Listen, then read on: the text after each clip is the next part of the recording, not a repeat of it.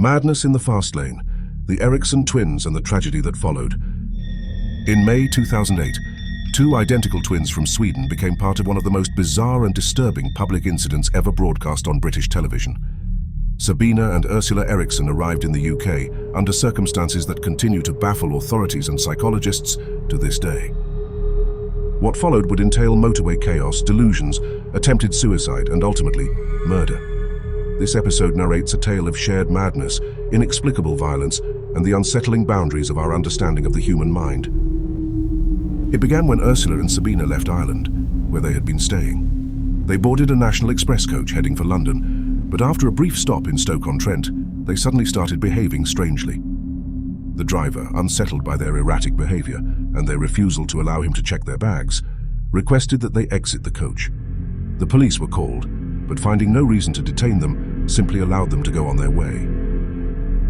A short time later, the twins were captured on CCTV walking along the central reservation of the M6 motorway. What followed was recorded by cameras for the BBC series Motorway Cops. Without warning, Ursula sprinted into oncoming traffic and was struck by a lorry, crushing her legs.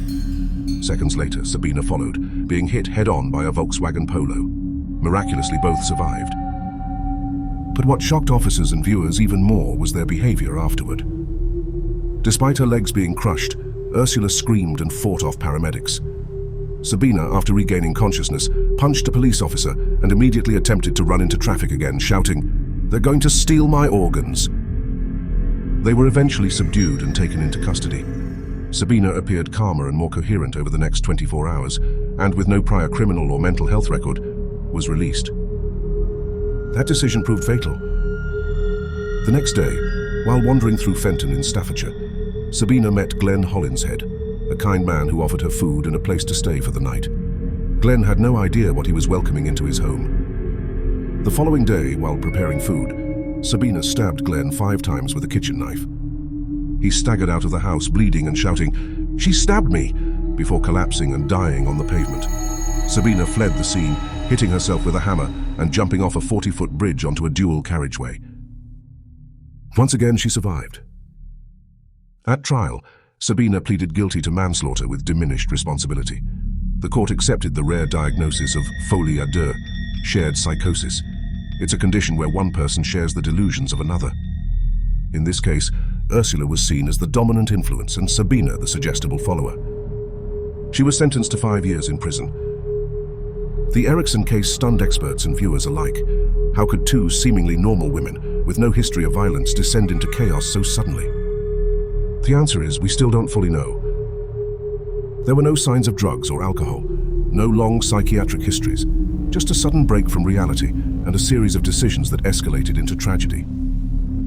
What remains is a haunting example of how fragile the mind can be and how quickly delusion can replace logic. The footage of the twins on the motorway has been viewed millions of times online. It's disturbing not just for the violence, but for the unexplainable conviction that drove them. When Sabina leapt into traffic, she didn't hesitate. When she stabbed Glenn Hollinshead, she said he was trying to harm her. To her, this wasn't violence, it was protection. We like to think we can spot madness when we see it, but this story challenges that idea, because sometimes madness wears an ordinary face, and it walks calmly into your home. This is Deep Dives. Like, subscribe and stay curious. The next story may be even stranger than this one.